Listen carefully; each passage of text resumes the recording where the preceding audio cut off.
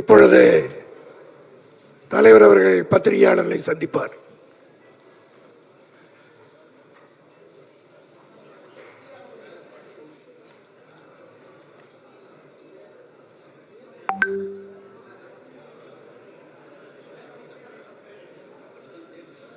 தலைவர் அவர்கள் உரையாற்றுவார்.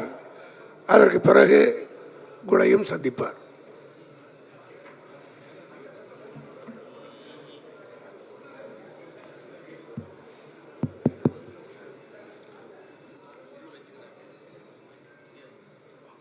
பொதுச் செயலாளர் உள்ளிட்ட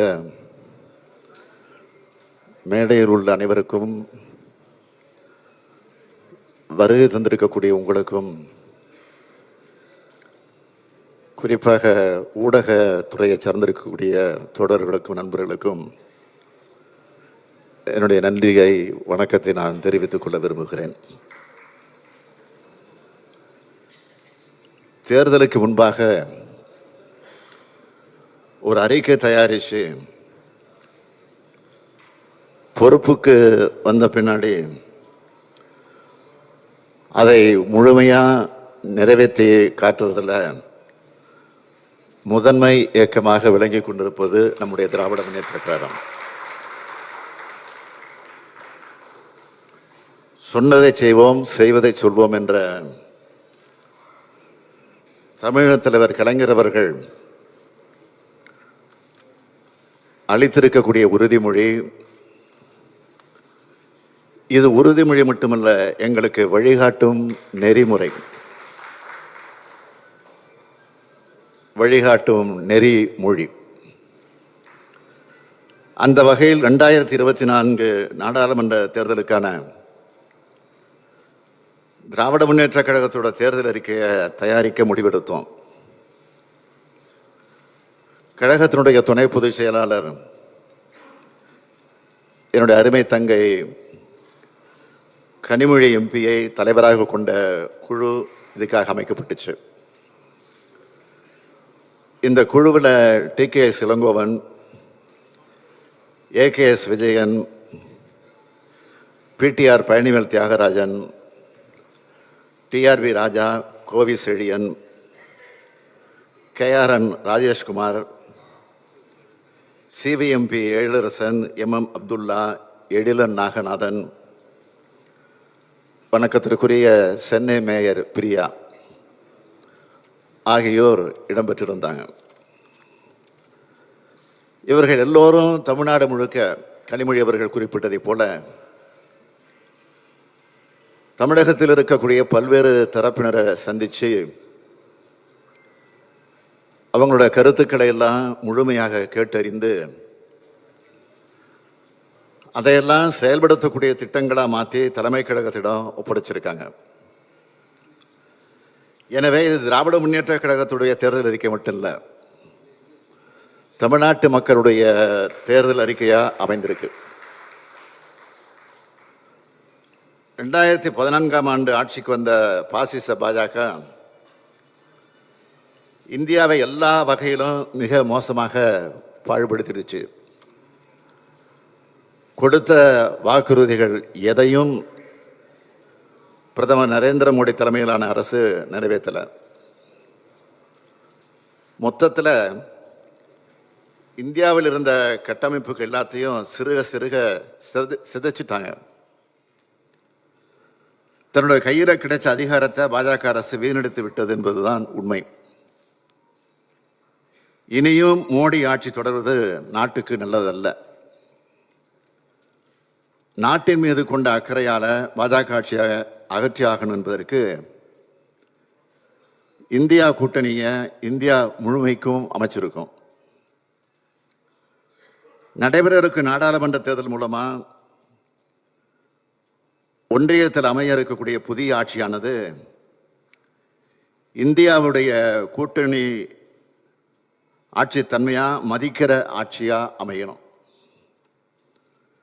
மாநிலங்களை அரவணைச்சு செயல்படுகிற ஆட்சியாக அமையும்.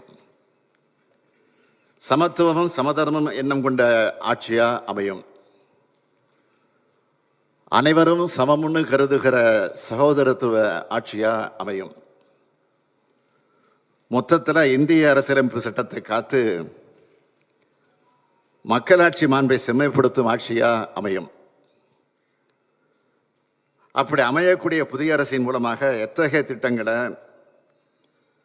தமிழ்நாட்டு மக்களுக்கு செய்து தருவோம் என்பதை இந்த தேர்தல் அறிக்கையில் விளக்கி இருக்கிறோம். திராவிட மாடல் ஆட்சியின் மூலமாக தமிழ்நாட்டோட வளர்ச்சிக்காக தீட்டி வரும் திட்டங்கள், இந்தியா முழுமைக்கும் கொண்டு சேர்க்கிற செயலையும் செய்ய இருக்கும். அதுக்கான 64 பக்கம் கொண்ட தேர்தல் அறிக்கையை தயாரிச்சிருக்கிறோம். அனைத்து தரப்பையும் உள்ளடக்கிய அறிக்கையாக இந்த தேர்தல் அறிக்கையை தயாரிச்சிருக்கிறோம். ஒட்டுமொத்த இந்தியாவுக்குமான உன்னத திட்டங்கள், தமிழ்நாட்டோட வளர்ச்சிக்கான சிறப்பு திட்டங்கள்,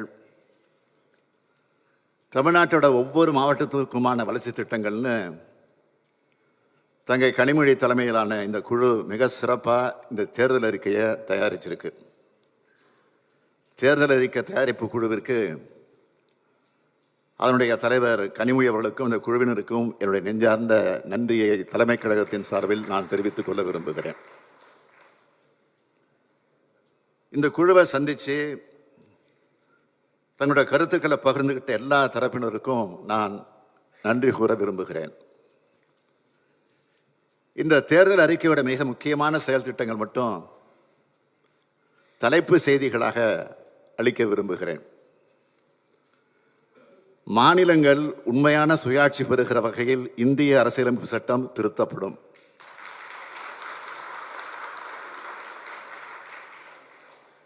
ஆளுநர் பதவி தேவை இல்லை என்றாலும் அந்த பதவி இருக்கிற வரைக்கும் மாநில முதலமைச்சர்களோட ஆலோசனை பெற்ற ஆளுநர்கள் நியமிக்கப்படணும். ஆளுநர்களுக்கு அதிக அதிகாரம் வழங்குகிற பிரிவு 361 நீக்கப்படும்.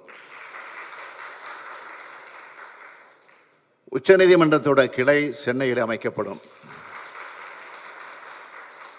புதுச்சேரிக்கு மாநில தகுதி வழங்கப்படும்.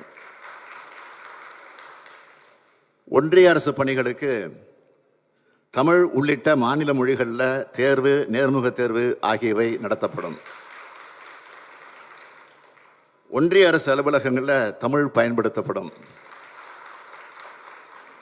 அனைத்து மாநில மொழிகளது வளர்ச்சிக்கும் சம அளவு நிதி வழங்கப்படும்.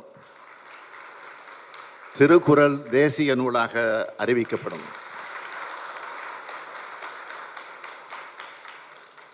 தாயகம் திரும்பிய இலங்கை தமிழருக்கு இந்திய குடியுரிமை வழங்கப்படும்.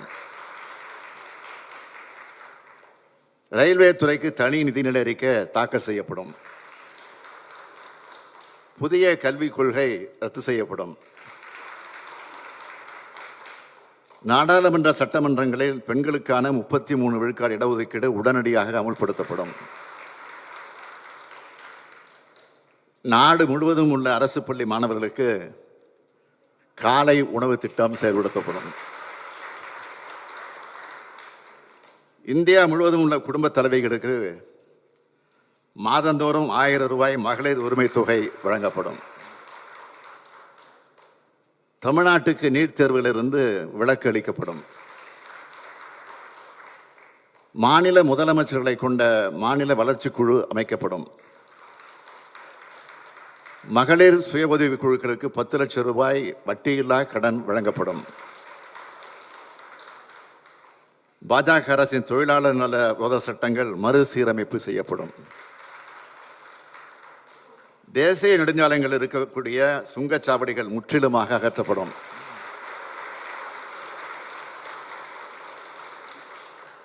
வங்கிகளில் குறைந்தபட்ச இருப்பு தொகை இல்லாத போது விதிக்கப்படும் அபராதம் நீக்கப்படும். குடியுரிமை திருத்த சட்டம் 2019 ரத்து செய்யப்படும். ஒன்றிய அளவில் சாதிவாரி கணக்கெடுப்பு நடத்தப்படும். ஜிஎஸ்டி சட்டத்தில் திருத்தம் கொண்டு வரப்படும். தொகுதி மறுசீரமைப்பில் தமிழ்நாட்டோட முக்கியத்துவம் குறையாமல் பாதுகாக்கப்படும். வேளாண் விளைபொருள்களுக்கு மொத்த உற்பத்தி செலவு +50 விழுக்காடு என்பதை வலியுறுத்தி உழவர்களுக்கு குறைந்தபட்ச ஆதரவு விலை நிர்ணயம் செய்யப்படும். இந்தியா முழுவதும் மாணவர்கள் பெற்ற கல்வி கடன் தள்ளுபடி செய்ய நடவடிக்கை எடுக்கப்படும். விமான கட்டணம் நிர்ணயிப்பது முறைப்படுத்தப்படும். எல்பிஜி சிலிண்டர் விலை 500 ரூபாய், பெட்ரோல் விலை 75 ரூபாய், டீசல் விலை 65 ரூபாயாக குறைக்கப்படும்.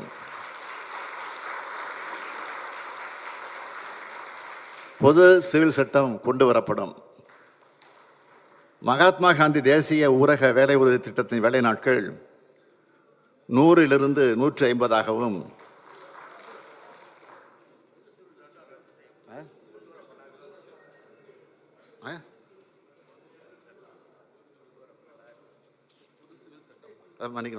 பொது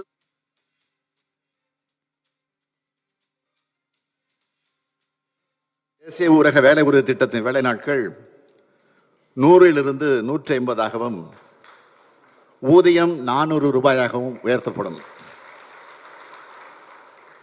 ஒன்றிய அரசின் உயர்கல்வி நிறுவனங்களான IIT, IIM, IISc, IIARI ஆகியவை தமிழ்நாட்டில் புதிதாக அமைக்கப்படும்.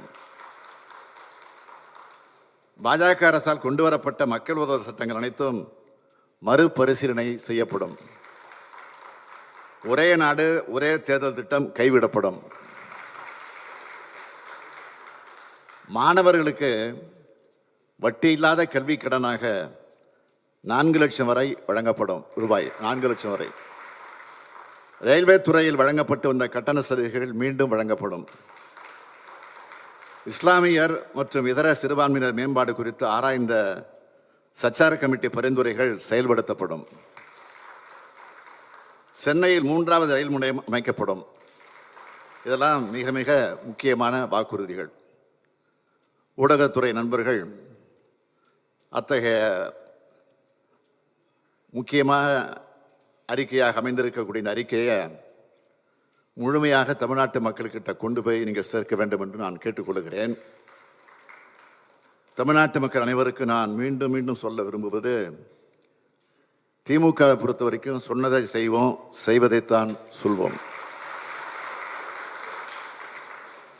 அதேபோல் நாடாளுமன்ற தேர்தலுக்கான கழக பணிகளை ஒருங்கிணைக்கவும் மேற்பார்வையிடவும் ஐவர் குழு அமைக்கப்பட்டது. அந்த குழுவில் KN நேரு, RS பாரதி, ஏவா வேலு, தங்கம் தென்னரசு, உதயநிதி ஸ்டாலின் ஆகியோர் என்னால் நியமிக்கப்பட்டார்கள். அந்த ஐவர் குழு நாடாளுமன்ற தொகுதி வாரியாக கழக நிர்வாகிகளை தேர்தல் தொடர்பான கருத்துக்களை பெற்று தேர்தல் பணிகள் தொடர்பான கலந்து ஆலோசனையை சிறப்பாக நடத்தி முடித்திருக்கிறார்கள். அவர்களுக்கும் தலைமை கழகத்தின் சார்பில் என்னுடைய நன்றியை தெரிவித்துக் கொள்கிறேன். அந்த பணியை தொடர்ந்து கூட்டணி கட்சிகளுக்கு தொகுதிகளை பங்கிட்டு கொடுப்பதற்காக நம்முடைய கழக பொருளாளர் TR பாலு அவர்கள் தலைமையில் KN நேரு, E பெரியசாமி, க பொன்முடி, R ராசா, திருச்சி சிவா, MRK பன்னீர்செல்வம் ஆகியோர் அடங்கிய குழு அமைக்கப்பட்டது. அந்த குழு கூட்டணி கட்சியினரோடு சுமூகமாக தொகுதி பங்கீட்டை இறுதி செய்தனர். அவர்களுக்கும் தலைமை கழகத்தின் சார்பில் என்னுடைய நன்றியை தெரிவித்துக் கொள்கிறேன்.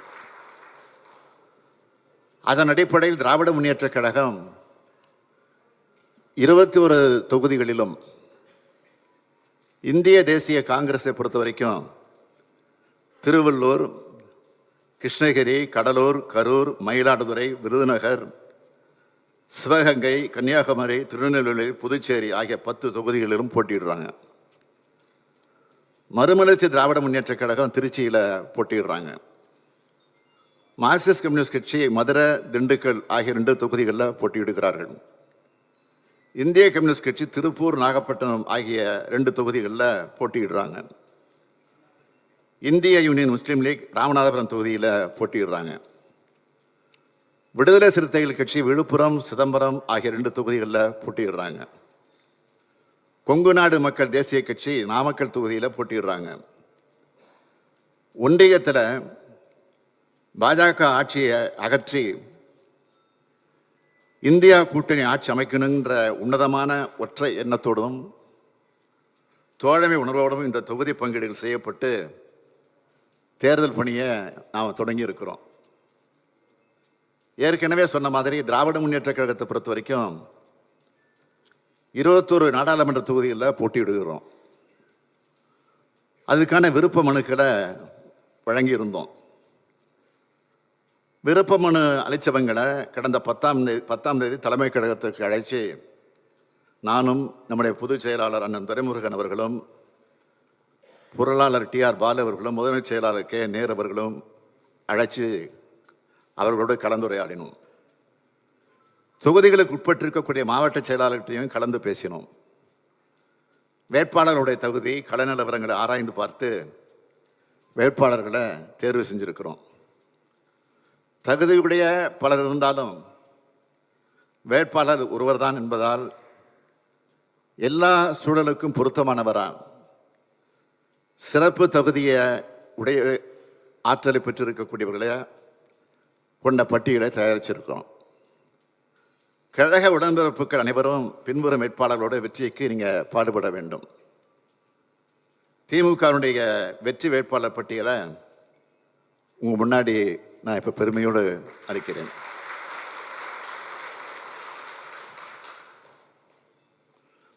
வடசென்னை டாக்டர் கலாநிதி வீராசாமி MS FRCS. தென் சென்னை முனைவர் சுமதி என்கிற Thamizhachi Thangapandian MA MPhil PhD. மத்திய சென்னை திரு தயாநிதி மாறன் BA. திருப்பரம்புதூர் திரு TR Balu BSc LCE. Arakkonam S Jagathrakshakan MA. Vellore TM Kathir Anand BCom MBA. Dharmapuri மணி BCom BL. Tiruvannamalai CN Annadurai BCom. Arani MS Dharanivendhan. Kallakurichi மலையரசன் MCom. Salem TM Selvaganapathi MA LLB. Erode KE Prakash BA. Nilgiri ராசா BSc BL. கோவை முனைவர் Ganapathi Rajkumar MA LLB PhD. Pollachi K Eswarasamy. Perambalur Arun Nehru MS.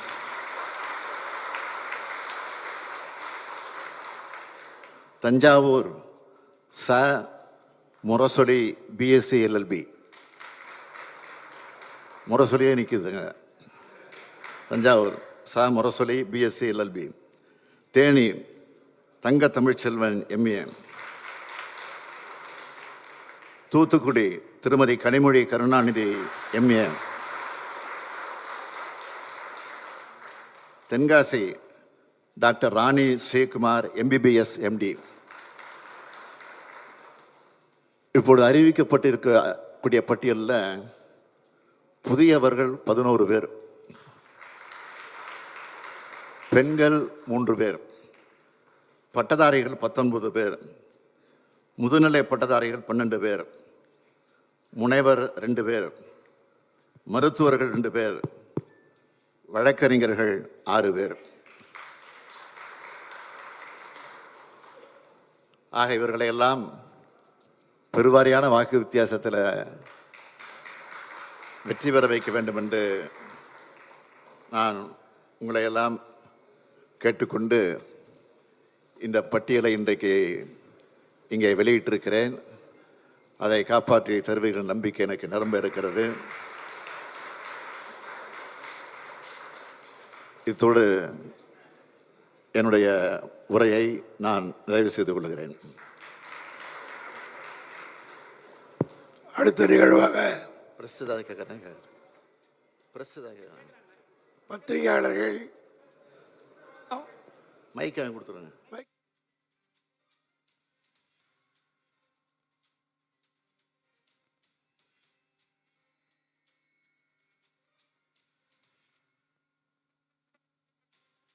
அடிக்கடி இங்க வராரு. உங்களுக்கு திமுகவுக்கு காய்ச்சல் வந்துருச்சு அப்படின்ற ஒரு விமர்சனத்தையும் வச்சுட்டு போறாரு. 2 கேள்வி வைக்கிறோம் சார். அது எங்கள் பொருளாளர் பாலு அவர்கள் தெளிவாக பதில் சொல்லியிருக்காரு, யாருக்கு காய்ச்சல் வந்திருக்குன்னு. அதனால் அதிகம் நான் விளக்க விரும்பலை. ஆக தோல்வி வந்த காரணத்தினால அடிக்கடி வரக்கூடிய ஒரு சூழ்நிலை அவங்களுக்கு ஏற்பட்டிருக்கு. வரட்டும், வேண்டான்னு சொல்லலை. ஆனால் இப்போ தேர்தல் நேரத்தில் வரக்கூடிய பாரத பிரதமர் தமிழ்நாட்டுக்கு மழை வெள்ளம் வந்தப்போ, சோதனை ஏற்பட்டப்போ வந்திருந்து மக்களுக்கு ஆறுதல் சொல்லியிருந்தா நான் ரொம்ப மகிழ்ச்சி அடைந்திருப்பேன். சார், அப்புறம் இந்த திமுக தலைமையிலான இந்த இந்தியா கூட்டணியில் வந்து தமிழகத்தில் காங்கிரஸ் கட்சிக்கு கேட்கப்பட்ட தொகுதிகள் ஒதுக்கீடு செய்யப்படலன்ற ஒரு கருத்து ஒன்று அடிபடுது. அப்புறம் விடுதலை சிறுத்தைகள் கட்சியின் சார்பில் வந்து பொது தொகுதியானது கேட்கப்பட்டது. அதுக்கு ஏன் திமுக கொடுக்க முன்வரலை? விடுதலை சிறுத்தைகள் கட்சியை பொறுத்த வரைக்கும் அவங்களுக்கு கேட்கறதுக்கு உரிமை உண்டு. அதனால் அதுக்காக தான் ஒரு குழு அமைச்சு அந்த குழுவில் பேசி அதில் விவாதித்து அவங்களே திருப்தி அடைஞ்சு அதுக்கு பிறகு அவரே அதுக்கு விளக்கமாக சொல்லிட்டார். அதனால் அதுக்கு மேற்கொண்டு பதில் சொல்ல வேண்டிய அவசியம் இல்லை. காங்கிரஸ் கட்சியை பொறுத்த வரைக்கும் அது அகில இந்திய அளவில் இருக்கக்கூடிய கட்சி. அதனால் மற்ற மாநிலங்களுக்கு இருக்கிற பிரச்சனையெல்லாம் அவங்க சரி பண்ணிவிட்டு தமிழ்நாட்டில் இருக்கக்கூடிய கூட்டணியோட பேசுவதற்கான கொஞ்சம் காலதாமதமாச்சு. அதையும் சுமூகமாக தான் முடிச்சிருக்குமே தவிர வேறு ஒன்றும் இல்லை. 2 பேரும் உட்கார்ந்து பேசி ஆறாமரை பேசி பொறுமையாக தான் முடிச்சிருக்கோம் தவிர அவசரப்பட்டு ஆத்திரப்பட்டு இல்லது ஏதோ கோபதாபம் ஏற்பட்டு அப்படி முடிச்சதுங்கிறது நினைக்க வேண்டிய அவசியமே இல்லை. சார் வணக்கம். பாஜக தமிழகத்தில் தொடர்ச்சியாக வளர்ந்து வருதுன்னு ஒரு கட்டமைப்பு உருவாக்கிட்டே வராங்க. அது தொடர்பாக அது உண்மையாது? நீங்களே உண்மையானு கேட்குறீங்க, அப்புறம் அதுக்கு நம்ம சொல்லணும்.